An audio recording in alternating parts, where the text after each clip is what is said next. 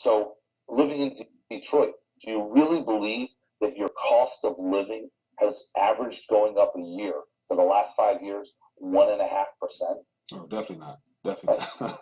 But that's what the government will have you think. Right. So now you got all these wonderful people work their tails off, try to make ends meet, do everything they're supposed to do, go to work hard, pay their taxes, and every year their life gets tougher. Hey there, hope all is well. Back at you today with some more RTD news updates. And as you can tell from that short excerpt there with my conversation with Ed Batowski, today's topic is going to be inflation. And so from the articles that will be shown, it's basically saying that inflation is increasing, which according to that conversation that I had with Ed Batowski, the true numbers to the CPI is well beyond the 2.0% mark that the mainstream media says we're approaching, or just tipping off of. So without further ado, let's get into today's articles. And as always, if you're new to RTD, click the subscribe button for more RTD news updates as well as interviews. Look forward to sharing more knowledge with you. So today I have 3 articles to share with you. The first one is from the Wall Street Journal, and it's entitled "U.S. Inflation Gauge Tops 2%. Supporting Fed's plan to raise rates." And then the next article here is from CNBC, and its "Inflation has finally arrived, but this may be what moves markets on Wednesday." And then the last article here is from Market Watch, and it's "Inflation climbs at fastest pace in 5 years, CPI shows." So let's dive into the first article.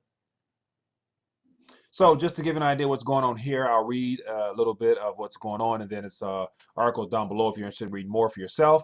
But as I mentioned, U.S. inflation gauge tops 2%, supporting Fed's plan to raise rates. And then it says consumer price index increased 2.1% in December, the largest rise since June 2014. And so it shows someone shopping here, and it shows a little clearance sale there, but not sure if they got much of a deal on what they purchased, being that the true CPI is well beyond 2%.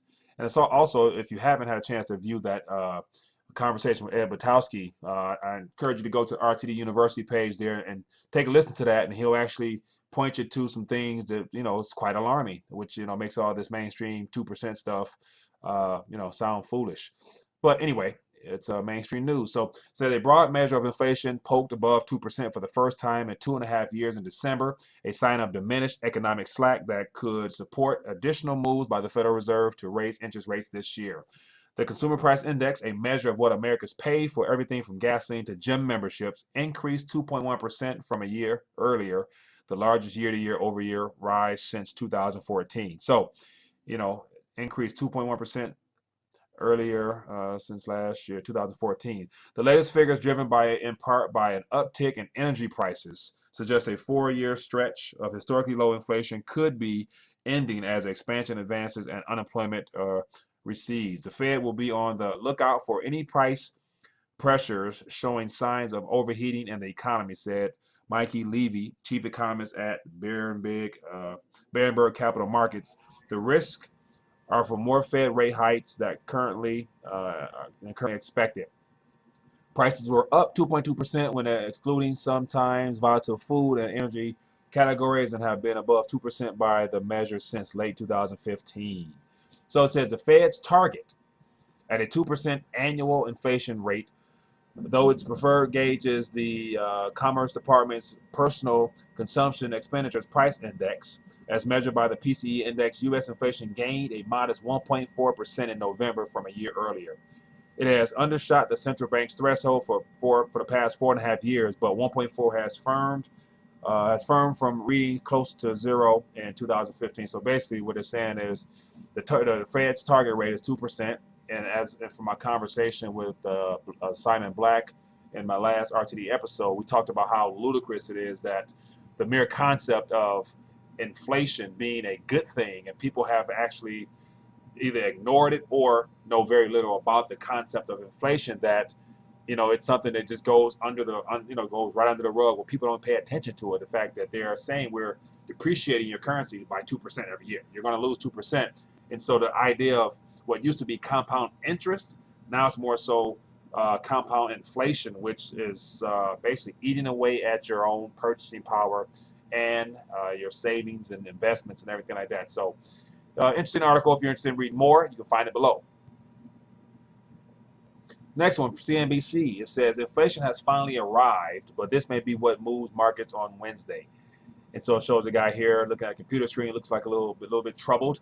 It says consumer inflation is likely to be above 2% for the first time in 2 years when December data is released on Wednesday. The headline reading on the consumer price index is expected to come in at 0.3%, which would take it to 2.1% on a year-over-year basis, over 2% for the first time since the summer of 2014. But markets will also be set to respond to headlines from Trump Tower in Washington, since there is clear disappointment with the fact that corporate tax reforms look as if it will take longer than expected by markets. The Trump administration has prioritized the replacement of Obamacare, and traders fear that will bog down other activity. Some strategists have said they do expect the Senate to consider a tax plan until the fall, but the markets have been more enthusiastic. Let me see here. They say all the good and what Trump could do in the first 6 weeks after the election, and then lately it's going to be okay. What are we waiting for? What do we mean by he's going to put up tariffs? What do you mean we're not going to get tax reform by February 1st, said John Callaney, economist and strategist. Not sure what that was all that was for. But as you can see here, go down a little bit further.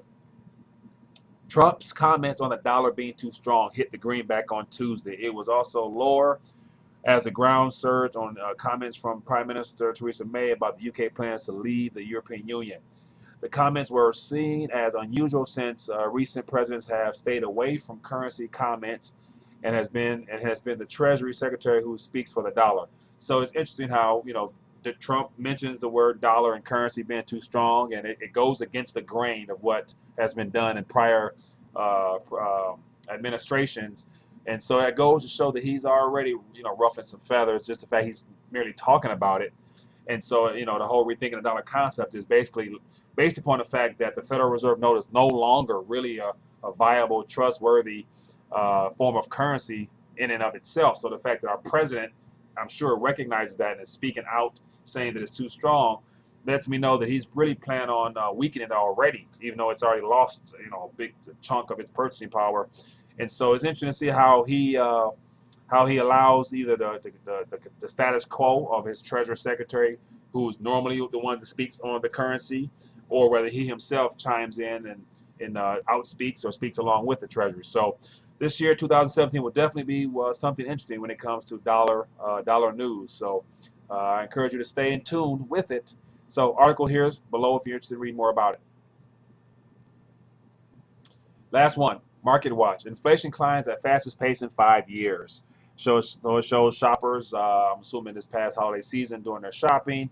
And it probably says the same thing, but it gives you some graphs, which is what I wanted to pinpoint at. So here basically it mentions consumer prices. It says change from previous year, not seasonally adjusted. So here you have 2011.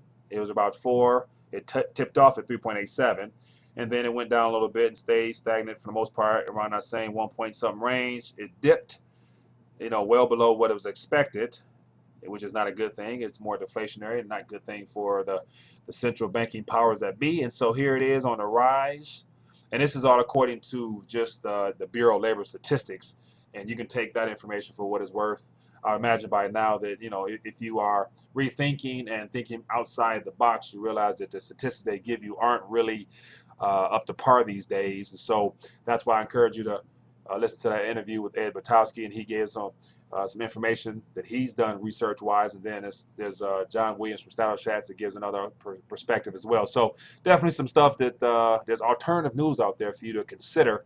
And then from that point, come to your own conclusions as to what the truth is. So, but from to sum all this up, it's good to say that now that the mainstream media is getting on board with the idea that inflation is increasing, it's definitely not a good thing, because if the mainstream media is saying that it's inflation is going up, the truth is probably actually that we've already exceeded that 9-10% range, which I believe Ed Batowski has on average around the country. So we're probably touching 11-12% in certain with certain items. So just something to think about. Hope you found this informative. As always, share this information to help our family and friends become more monetarily aware, as well as visit the RTD University page to listen to that conversation with Ed Batowski.